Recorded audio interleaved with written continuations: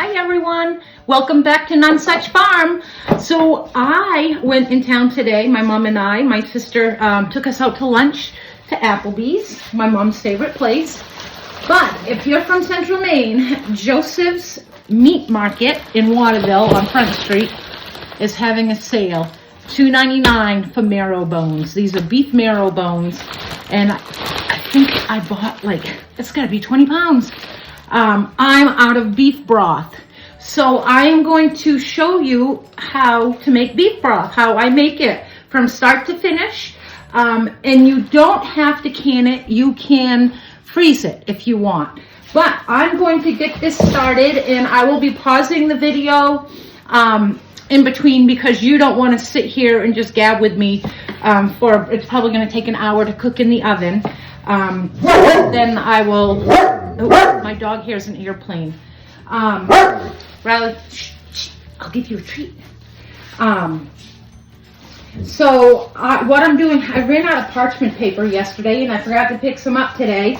So I'm just going to have to put it straight down on the pans.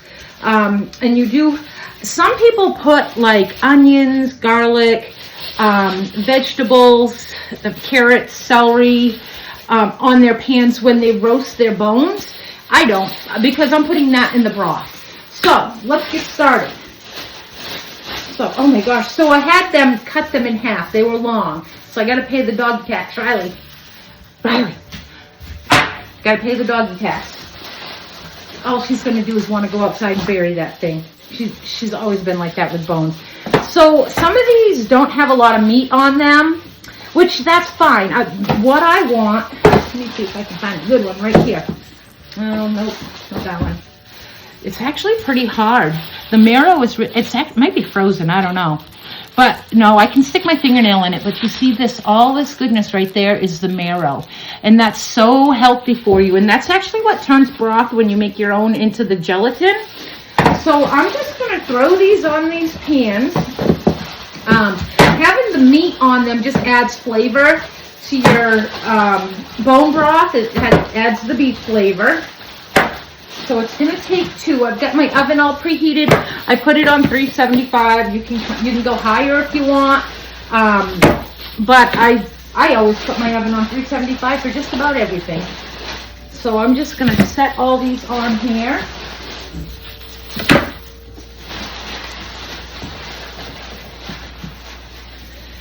This is going to make a lot of bone broth. I go through so much bone broth. I use it for making sauces, not just soups. It's not good for just soups. You can use it for everything.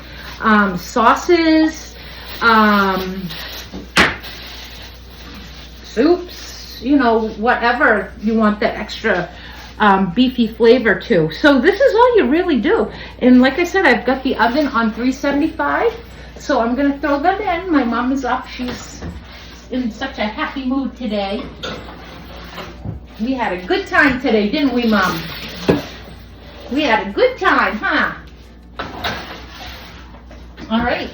So those are in the oven. I will be making more videos today, but I won't be posting them today. I need to spread them out on YouTube, and I want to thank everybody that has watched my video on YouTube, my first video that I posted. I really need to get an introduction because you never know what your face looks like when it shows on the feed, on the YouTube feed. That was a pretty scary looking face to me.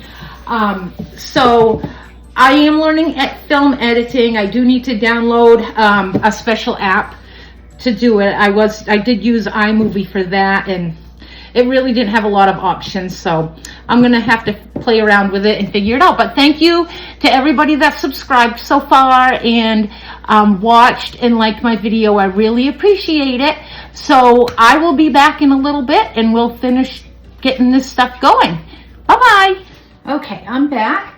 I had to clear up a lot of space in my phone. I didn't realize how many gigabytes my photos took. So the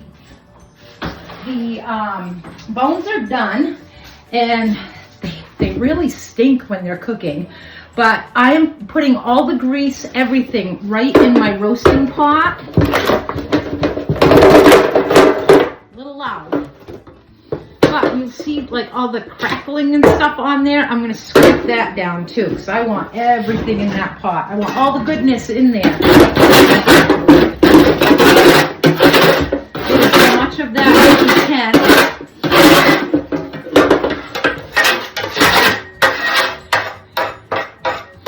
And I will be able to make a couple of batches out of this one pot of bones. See, they don't look that great. I'm going to pick one up and show you. You can see, it's going to drip everywhere, but you can see that some of the marrow has started to come out.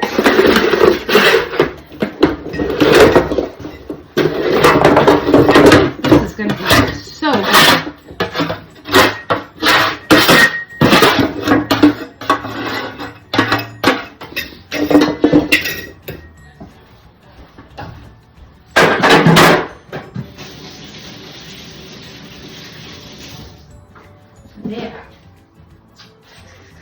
There it is.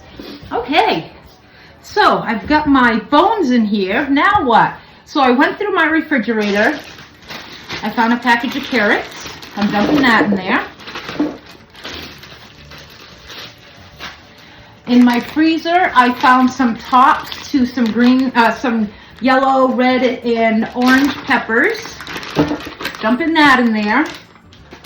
When I cut up onions, I save the skins, all the, you know, the ends, everything. I put it in the freezer and I keep loading this bag.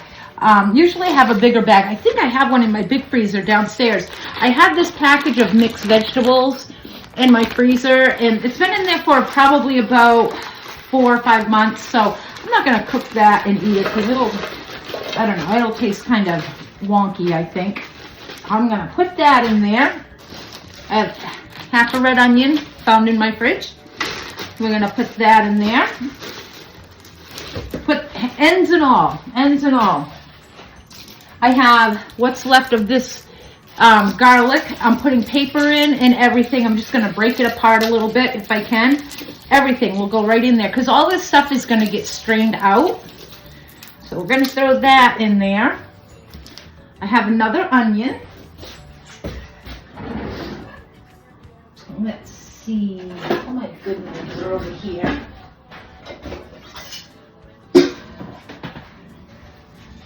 I'm going to throw the whole onion in, but I'm going to cut it in half so it will break down a little bit better. So when you cook broth, like chicken broth, if you don't put an onion with the skin in, it doesn't turn as brown as if you would put the skin in and everything. Everything goes in.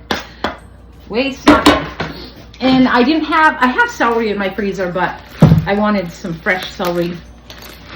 I could have used the celery in my freezer, but that's all minced up and I use it for cooking. So I'm not using this whole thing. I will show you what I'm going to do.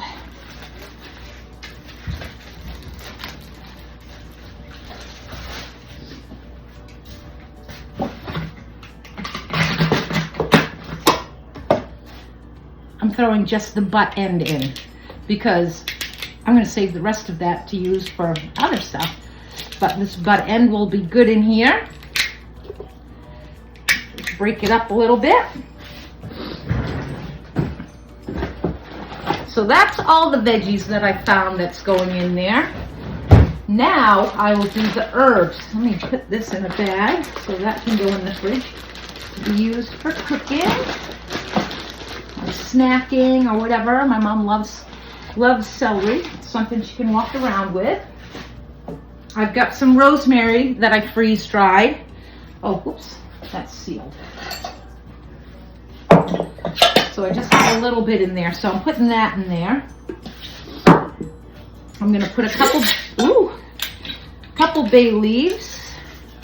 Three bay leaves. You can put whatever you want. I've got some parsley that I freeze dried. I don't know if that was, yep, that was sealed too. I always seal my lids when I freeze dry. That way it stays nice and dry. So I'm just going to put a bunch of that in. And you can tell I still have the stems and everything. I freeze dried the stems and everything. Because typically when I use parsley, I'll put it in my hands and just crumble it right up when I use my freeze dried parsley. So stems don't mean anything. And I will add salt and pepper to taste. So now I'm going to bring this over here.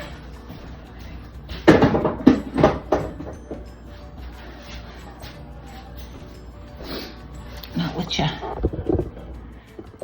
take a gander. Well, I'm just going to fill this up with water. I'll bring you over in just a minute and show you how much water I put in it. There. All right. So I wanted everything covered. I've got floaters in here. Things are floating all around. But I'm going to bring you over. It's really pretty. Let me wash my hands first. That was pretty greasy. I made quite the mess over here.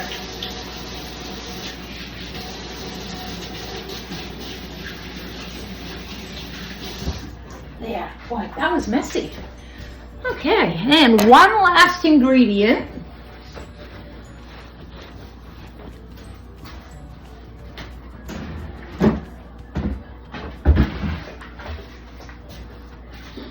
Apple cider vinegar.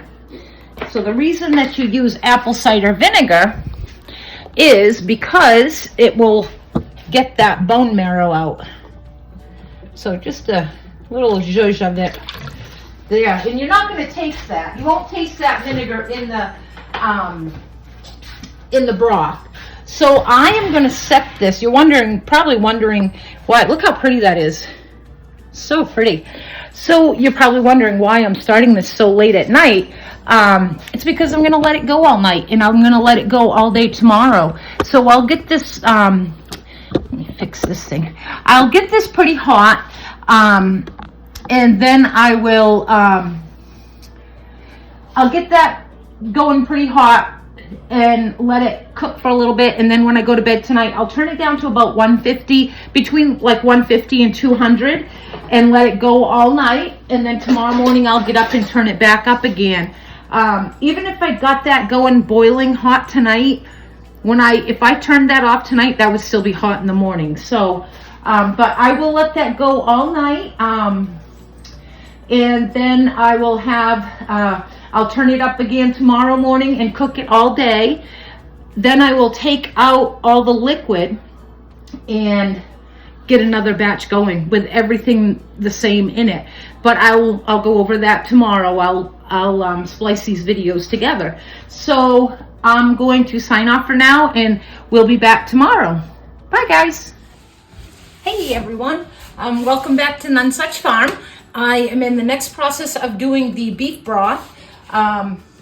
This has actually been cooking for 2 days, and it smells like heaven in here. So today what I'm going to do is I'm going to take the liquid out of here, put it in this pot, and I have a feeling this pot's not going to be big enough. So I did dig out the big guns, this big one right here. However, my strainer won't fit in that it sinks right down to the bottom in that big one, so I just needed this small one to hold the strainer up. I have some, it's not cheesecloth, it's oh, I forget what they call this. It's almost like a muslin, but there's a tea towel. That's what this is.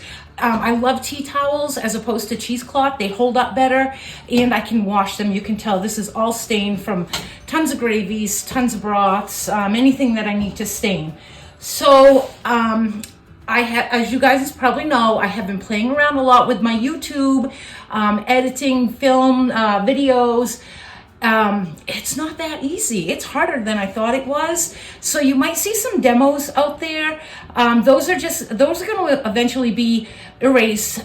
You'll also see duplicates of all of my videos, and that's because the only way for me to share them in my Facebook group is to upload them from YouTube to YouTube, which doesn't make sense to me, but I'm going to play their silly game until I figure it out.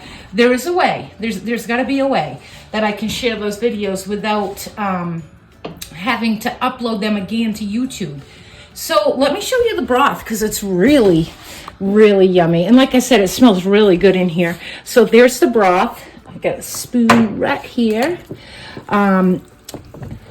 And like I had told you before, it does kind of smell funky when you're roasting it, but boy, does it come out really good. But I mean, if you look, there might be, see, there's still some bone marrow. That might not have been bone marrow, but there is still bone marrow in some of these bones. I looked earlier. Yeah, see, I don't know if you can see, there's some bone marrow still in there. So these still have some life to them. So I'm going to, and I did notice, and I can smell it too. I did notice that I put a little bit too much vinegar. I did one zhuzh too many of vinegar, and I can smell it. So this next batch, I'm not going to put vinegar in. The marrow's broken down enough that it will come out eventually. But it still smells great. So I'm just gonna move this over here. And there's no way to do this without getting some of this content in here. So I will, you know, some of the vegetables and stuff and herbs. So I will put that back in here. And this will also have a lot of grease fat in it. And you can see it. I don't know if you can see that. There's the line right here. I mean, that's like this much fat in there. But I am also taking off the top. I do have a gravy separator that I do separate my fats. Can't get it all, but that's okay. But this, oh, I'm so excited about this. And I haven't added any salts yet, and I will do that. And sometimes I add browning gravy. I don't know if you guys have ever heard of that. I know it's up on this shelf somewhere. Whoa. Yep, Gravy Master. I do add a little bit of this Gravy Master. In this, I'm not sponsored. And it just gives it more of a beefy flavor. I do like it. So, and it also darkens it up a little bit too. I was going to make some gravy with this, but I don't want to use cornstarch again after what I told you happened with the chicken broth that I made. So I'm just going to, I'll just have to make gravy with it when I can, after I, you know, as I need it. As I need it.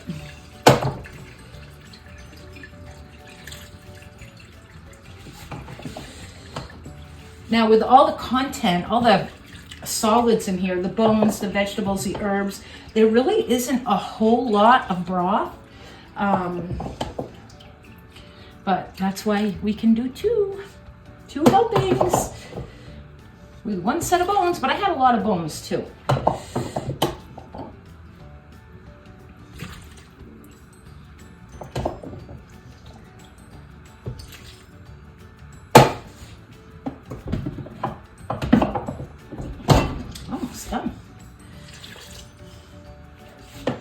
Ooh, I wish I was strong enough to lift this up. It's kind of hot too. It would be so much easier if I could just pour it in. Let me get these bones out of the way. Yeah, so I'll tell you, making those videos, I have been watching YouTube videos on how to have a successful YouTube channel. People make good money off from YouTube if they have a following. My goal is to have 1,000 followers by the end of the year. But you have to have a good following to make money. That's a goal of mine. And not just that, I love teaching this stuff. And I know that those of you that have been with me from the beginning, you know how much I love doing this stuff and how much I love teaching it. So it's just it's rewarding. And I hope that I do help people. I know that I have had people that have started canning. And I gotta tell you a little bit about how I started the Facebook group, the canning Facebook group. I was in another canning group at the beginning of the pandemic. And there was this young woman I want to say she was in Alabama, and she's in my group still. Dee, I think is her name. I haven't communicated with her in a couple years, but she was really scared that the end was coming. I mean, it was hard to get food. Don't you remember? Like breads and toilet paper, things like that. So she wanted to start growing her own garden, and canned food, and she had no idea what to do. So I messaged her and I said, listen, I'll help you with that. And I said, we can video chat or whatever. And then I said, well, why don't I make a group? So I made a group. And if you look at the cover photo of the canning jars, that's her first batch of canning. And I was so proud of her. I asked her if I could use those canning jars to put on my group. So it just snowballed from there. I was actually going to teach some classes. I had it all set up with the Four Seasons down in China to teach some classes. Hang on one second. I'm just going to put this in here. Down at Four Seasons in China to teach canning classes, but I couldn't find anybody to watch my mom because it wouldn't have just been like, 1-2 hour class. It was going to be a series of classes because you can't just throw everything into one session because you want them to be involved. I learned by doing, and the way I wanted to teach the class was have them do. So that never worked out, and I still would like to do that because I think it's a lost art. Our grandparents used to do it, and I do. Since the pandemic, I have seen it coming back like crazy. People just want to can. They want to grow gardens. They want to take care of themselves. So it's pretty neat. So let me get this out of there. I'm gonna dump all this goodness back in here. And for my next batch, I'll either have this washed or I'll get a clean one. Ow, ouch, that's really hot. Move this down here. Put that, because we're all done with that. I'm gonna move this over here. Geez, I need a bigger kitchen. Plug this in and move it back, and we'll get it filled up again and get it going. So there. Now, what I'm going to do with this, I have a big commercial refrigerator out on my porch.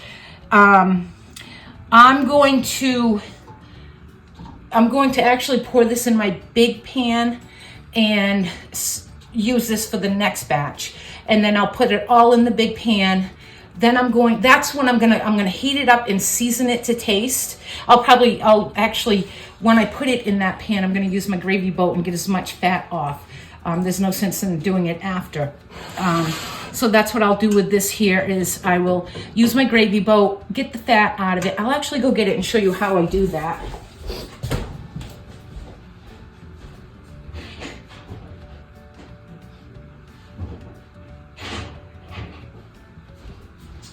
So these gravy boats, you can probably get them at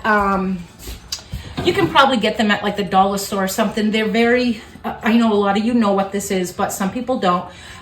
You put your contents, so I put this in here, leave the stopper on. The stopper has to stay on, and then you let your liquid sit for a minute and all your fat will go up to the top. Then you'll take this off and dump it, and I'll show you how that works. It's a great tool for skimming fat. Okay, leave the cover on. I sometimes forget that. I'm going to get a clean measuring cup. All right, Mom is sleeping again. I fed her. Whenever I feed her, she takes a nap. So I learned to turn my phone around so I can't see the picture because I guess it takes a better picture. I'm hoping it does. So you can already see the fat on this.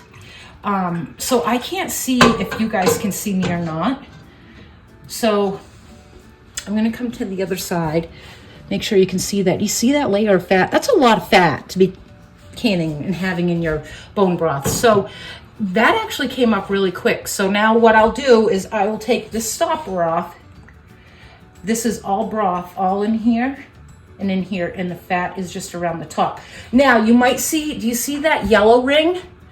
That could very well be the second layer down. That could very well be, oh gosh, what's that called? marrow. That could be the marrow that's broken down, and that's the good stuff.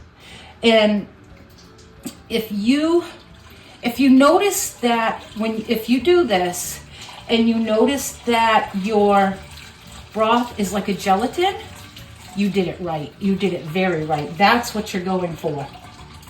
So I don't want to pour that fat. You see what's left of fat in there? You don't want to pour that fat in here. I'm going to pour it right in that measuring cup. Now you're not going to stop getting fat, because when I poured it out, all that fat went into this funnel. So you're not going to stop all the fat from going into your broth. But I mean, this is a simple step. As you can see, making broth really takes a lot of dishes, and canning. Making and canning. It takes a lot of dishes. Ooh, I'm shaking. Whoa, look at that. It's not my dominant hand, that's why. And I have a bad wrist on that wrist. Oh, okay, so I'm just gonna let this set for a minute. All the fat's gonna rise to the top. And you see, with this stopper being on, that liquid's not going up yet. And you can still see a little tiny layer of fat right here. And that's probably what dropped down from in here when I poured out the fat. So it's okay. It's all right. But this is a godsend. Everybody should have one. If you're a home cook or a baker or a canner, you should have one of these.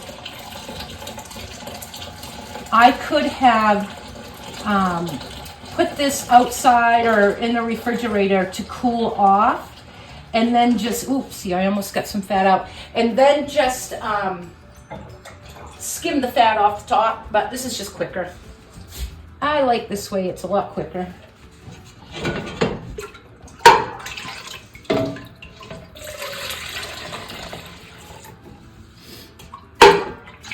Whoa.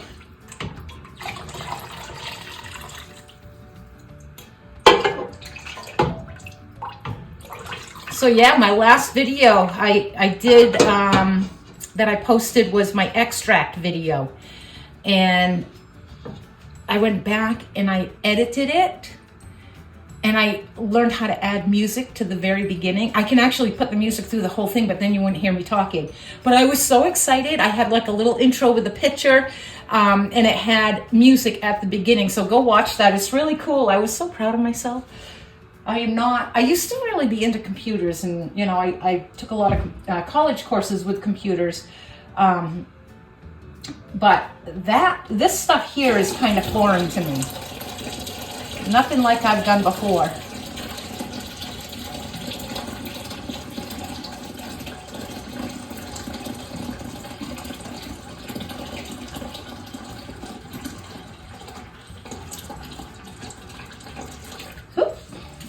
Rid of that fat. Oh, my cup in here is filling up with fat. That's okay, I'm almost done.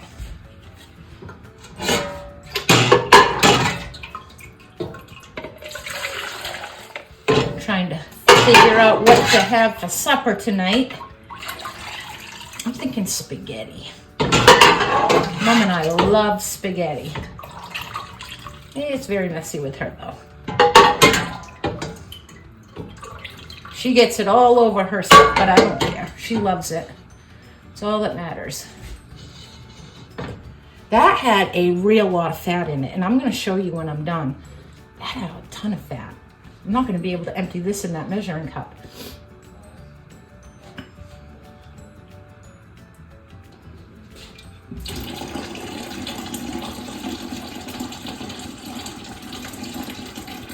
So when you first make your bone broth and you taste it, it will be bland until you add salt. And some people don't want to add salt. Some people, that's why they make it the way they make it. My sister actually was making it for her dogs to put on her dog food, her dog's dog food. Oh, yep, that's right. I can't get everything. So when I leave fat in there, I turn it like this when I put the cork on, so hopefully it doesn't go up. I hope it doesn't. But yeah, my sister would can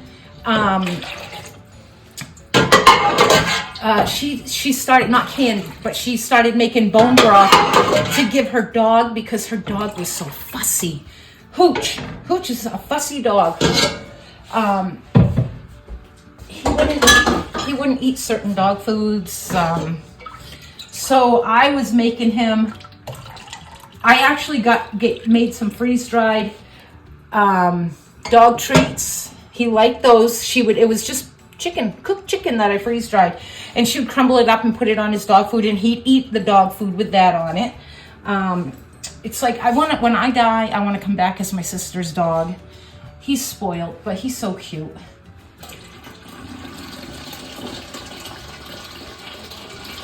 I always said that about my dad's dogs too.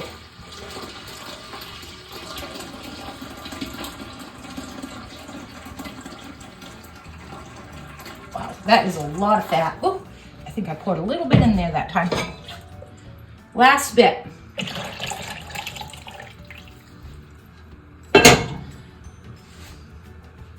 That is a lot of fat. Wonder what you can do with that. Besides put it on dog food, make your dogs fat.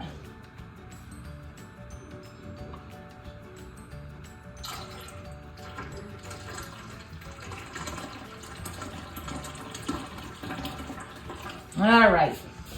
Okay, so I want to show you all the fat that I got out of that. And I don't think the next round I will have that much fat because I just skimmed it all off the top. So look at how much fat was in that. That's a lot. That's a lot. You don't want that in your canning. You have to pressure can this. When you pressure can, no matter what, you're going to get seepage out of your jars while they're processing. You can cut it down, however, by after your pressure comes up, you can turn your stove down, but you want to do it just a little bit at a time because you can cut that rolling boil down a lot, and that's what's causing the seepage. It's because it's such a high rolling boil. So you can turn your heat down just a little bit at a time and then stop and make sure your your weight's still rattling. Then you can turn it down just a little bit more, make sure your weight's still rattling. And if your weight stops rattling, you need to turn that right back up again because you don't want that to stop for more than like 10 seconds. Otherwise you have to start the process all over again. So with my stove, I had my stove flame adjusted, so now I have to figure out what my stove will do. So I used to be able to know exactly where I could turn my stove down to after my pressure came up for a little while. I'd let it boil hard for probably about 5 minutes, and then I would turn it down to where I knew it would go. And I have found a huge difference in my seeping. So when you have this much gravy, this much fat in or even, half that in your jars and it seeps out, you're not going to get a seal around your jars because they're going to be greasy. So you've ruined that whole batch. So you want to try to get out as much as you can. And you still may not, when you can, if you haven't canned, you're going to screw up. You're going to break jars. You're going to have jars that don't seal. I still have jars that don't seal a lot. All I do is put them in the fridge. I might redo them with like the next batch, but I won't know until later on because you can set your food out for 12 hours, go to bed, get back up, and you see that it's sealed. You don't want to touch your jars either for 12 hours after you've canned. But yeah, so you are going to get jars that don't seal, but you want to try to make it so you don't want to like push it. You don't want to push your limits. Try to get rid of all that fat. So this is what I have left. Oh, give you a little peek. My hands are all greasy. This is what we have left. It's not really that much, is it? I was really hoping for about 20 quarts out of this, out of these bones. Who knows? Maybe I can get three. Maybe I can get three runs out of these bones because there are a lot of bones in here. So I'm going to fill this back up. I'm going to let this cool for a little bit and then put it out in my refrigerator to wait for the next batch.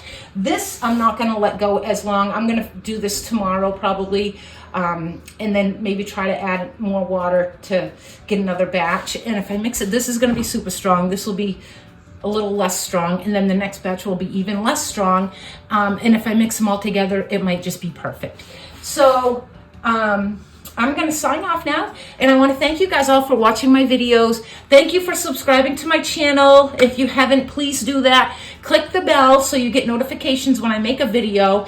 Like my video, share them. Anytime that you guys do all this, it really helps me. It gets me out there for other people to join my channel. So the more people watch and like, the more YouTube notices and puts me out there. And that's my goal. I really want to get out there. So thank you guys, and I will see you later, back tomorrow to do the next round. Bye-bye. Well, welcome back, everyone. Welcome back to None Such Farm. I am on, I think, the third or fourth video of doing my bone broth. And honestly, I did not want to do this tonight. I am so tired. I just want to go to bed. I've been baking all day, but it has to get done. So I can't let this keep going. I didn't end up doing a third batch. I just didn't feel like it. But I have, it's up to here with bone broth. So I'm hoping I've got, I ran out of small, I have like 8 small lids, regular mouth lids, and the rest are wide mouths. So I found 8 wide mouths down in the basement, 7, sorry. And I believe that's all it will do. I've got my pots, my pressure canners all prepped. They have 4 quarts of water in them. And I'm gonna check, I need to check to find out how long I can this for. And I figured I may as well show you this book. This is the Ball Complete Book of Home Preservation. I really love this book. I bought one actually for my brother and sister-in-law. They love it. Let's see. We need to check out how long. See, I have done this so many times, but I never remember how long to process my bone broth for my beef. Let's see. Beef stock, page 400. And I think chicken stock and beef stock are different. I could be wrong though. So like I had told you before, quarts and pints will be different because of their size. So 20 minutes for pints and 25 for quarts. So good, not that long. So I'm going to start. A lot of people use ladles. I'm gonna show you, I've got quite a bit of grease here. There is still quite a bit of grease. The bubbles are from me just pouring more in here, but there is quite a bit of grease in there. I'm going to try to distribute it to all of my jars.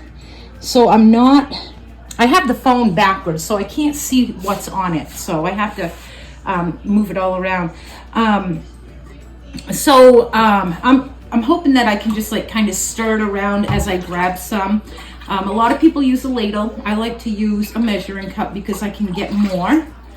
And this will get messy. So like before, you need a funnel. You don't want to get this all over the lids of your jars.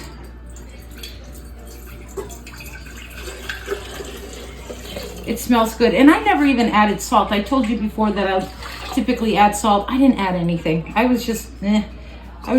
ready to be done. Done canning for the day. Been a busy day. My brother and my nephew and my sister came up to help me get some firewood while I was canning. The guys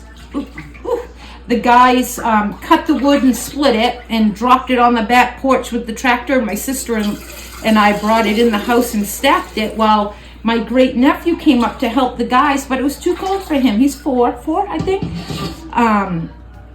So he wanted to come inside with me and spend the day with me. So we did some baking, and he held the door for us while my sister and I came in and out. He kept opening and closing the door for us so it wouldn't get the house cold. But he told his dad my nephew Nick, he told his dad that he was coming to Aunt Mimi's to steal my candy. I always have candy here for the kids. And sure enough, but he asked me, but he got his candy. He got a little dish of Skittles.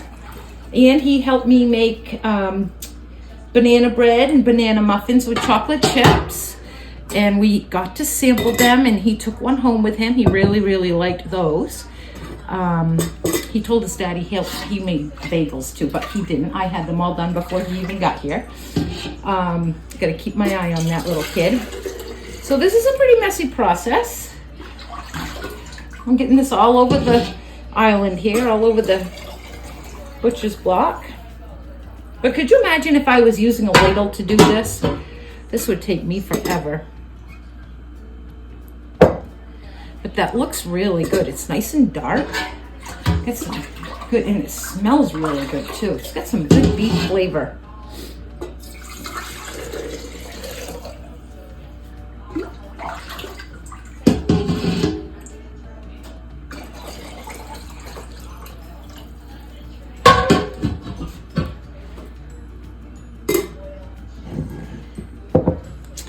Get these jars in, and I'm gonna do these first because they take the longest, and I should have enough to stack my pints.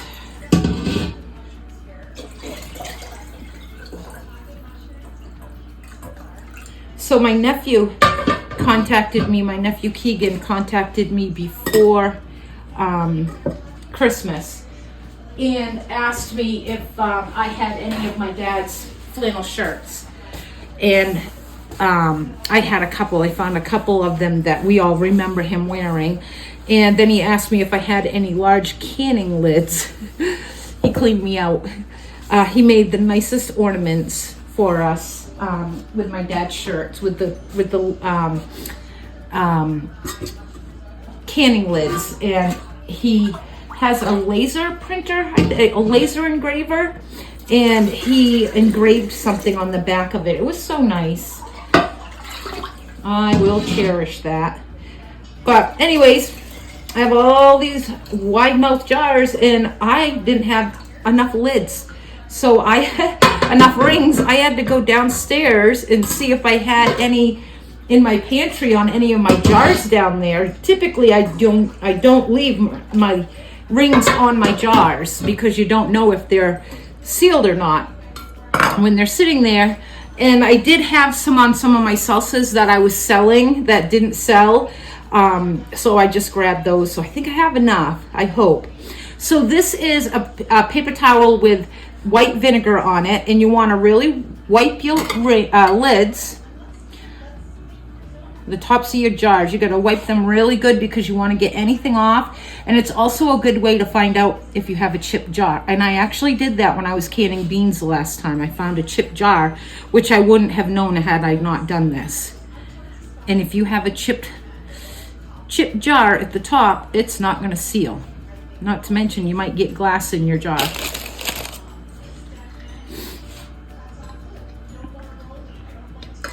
So what I'm going to do is I am going to get this started, and then what I'll do is I will come back when it's done. Well, I'll come back like in the process and show you what to do without having, I'll probably edit, I'm not sure, without having you have to watch this whole video. So this is the basic right now. So I'm going to turn this video off and come back when I start stacking my other jars. Okay, so these have been steaming for quite a while. I've been in the other room with my mom for quite some time, and I just came out and set the timer, but I know it's been a lot more than 10 minutes. You can see right here, these little things popped up on both of them, and do you see the steam coming out? It's a steady stream. And it is really, these things are really boiling. So I am actually going to turn off the timer. Timer off. And I'm going to put the weights on. So I'll show you. There's no biggie. Oops. I didn't get you get you to see that one, but so these are going to come up to pressure, these right here, and this is boiling so hard that they're probably going to come up pretty quick. And I do not want these boiling this hard. You can hear them. I don't want these boiling this hard when they're processing. So after the temperature comes up, see, this is coming up, it's on 1, 2, it's on 2.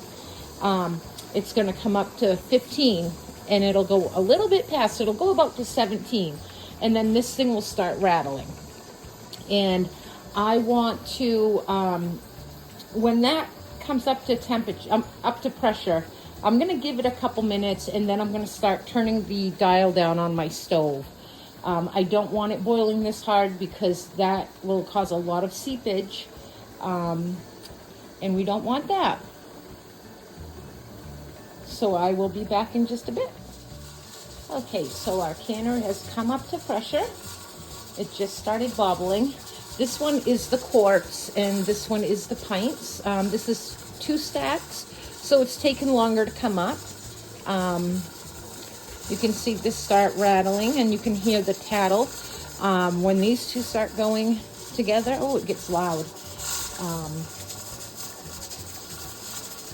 So I'm going to let it come up for a minute. And I'm actually, so these go for 25 and these go for 20. So I think what I'm going to do is I'm just going to wait, because you can actually do, I'm going to do them both for 25. As long as I pick the longer time, they can both go for 25. So I am going to wait for this one also to come up to pressure before I start my timer. Then I can just turn them both off at the same time, and I can go to bed. I don't have to stay up and watch them come down to pressure. I don't have to open them up until tomorrow morning. Trust me, these will still be super hot in the morning when I wake up. So this hasn't really come up enough for me to adjust my flame yet. I want it to come up a little bit more. That rattle is usually going a little bit harder, and it's getting there.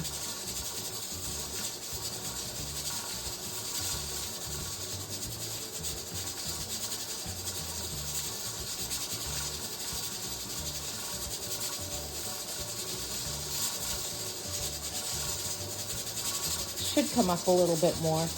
Might not actually, because I had my stove flame adjusted. It was so high, and my oven had broken, and I had a repairman come and fix my oven, and he offered to fix the flame on my stove, and I was like, oh yeah, absolutely. I mean, I don't have a low setting. Everything burns. I have a burn setting. So he adjusted it, and his parents live down the road, and I think when he comes back to visit them, I'm going to have him turn it up just a little bit, because I have turned it on low and I've had the flame go completely out when I was in the other room, and I don't want that happening again. So he's going to have to turn it up a little bit, or just tell me how to do it, and I can do it. So maybe that's not going to go up anymore. But so what I'm going to do is I'm going to turn my flame down just a little bit. So now I'm on medium. I was on high, and so I'm just going to let it set for a minute and wait for that to get adjusted to the heat.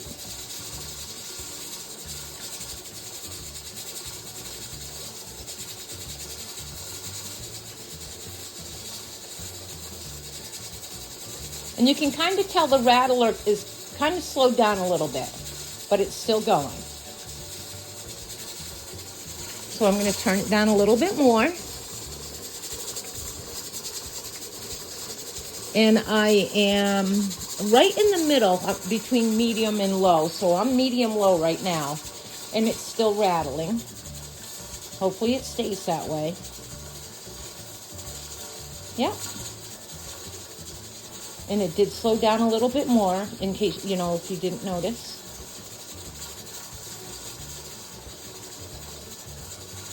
It's not as loud. So I really don't dare to go any lower than that. So that went from high to medium low. I don't know if you can see the difference. No, you really can't tell much of a difference in the flames. Whoop. But I can tell a difference in the rattling. So I will bring you back when these are done.